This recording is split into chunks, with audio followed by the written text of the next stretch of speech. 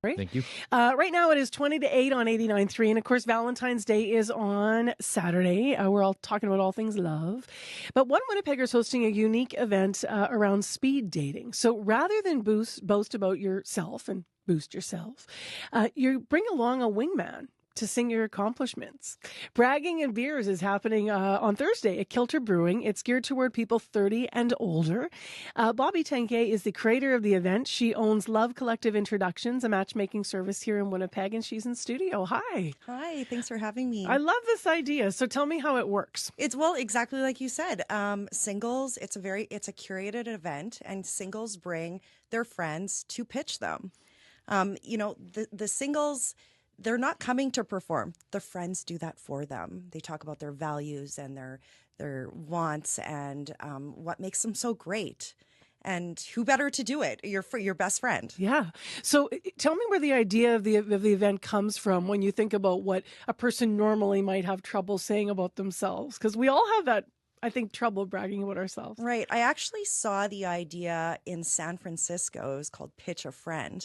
And that's kind of where, and I felt Winnipeg really needed something like this specifically for singles. There's not a lot of events happening in the city. And also, Winnipeg is such a great community of people and close-knit community.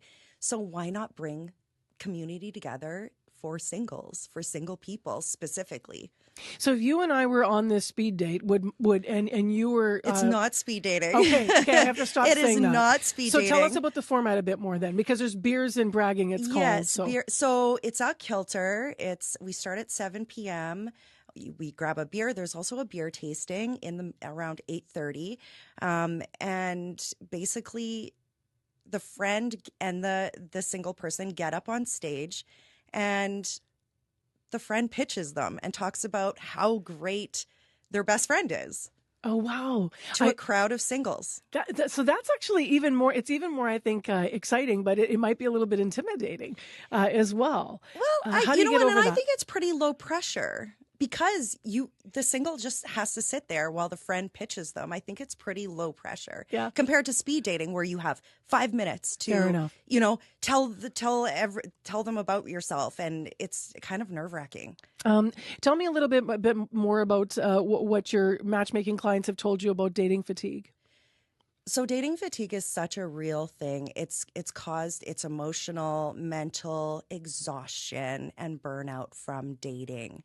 Because it's just the same. You're just a number on the apps. And I've just been hearing that more and more. Like, they're exhausted. They feel like they're ready to give up. So that's where matchmaking, I think, really comes into play. It is just, you know how everybody, right now, we outsource everything. Why wouldn't you outsource your dating? Mm-hmm. So you're not getting that fatigue. So you're not just a number on an app. And tell me a little bit more about the age category, because this is 30 plus. So what are some of the challenges that might come with dating at that age category, and maybe even unique to where we live in Winnipeg? So when you get into your 40s, what I'm noticing is, again, there's dating fatigue, and we don't have time. Like, time is such an issue, right? And then throw in kids in the mix, throw in possibly a divorce. But that's where matchmaking comes in. I take out all the guesswork. I even break up with someone. Really? Yeah, even gracefully, of course. But I even break up with people if they're uncomfortable. How many people are you looking for still at this event? Is it full for tomorrow night? It's full for women. Okay. The women were really eager to get in on this. And we could use a few more men. Okay. So how do people get involved? So you could reach out to me on socials. You could email me, Love Collective Introductions. So if people are on stage tomorrow night and make the pitch, then how do the actual matches happen? What happens after that? So then after that, everybody gets an interest card at the end of the night, and they fill out the interest card to whoever showed interest in them, or they showed interest in. It has to be a match though. And then I collect the cards, and within 48 hours, I contact everybody to let them know. who they matched up with. Because you went to an event before like this, and you got the idea from elsewhere. Yes. Tell me a little bit about some of the hype. Like if you're hyping up a friend, I guess because people could do that in different ways. They could be very, formal. Like Corey and I are both married, but I'm just gonna use Corey because I know him really well. So it's like Corey likes to bake bread, and he's actually a really funny guy. He's very genuine.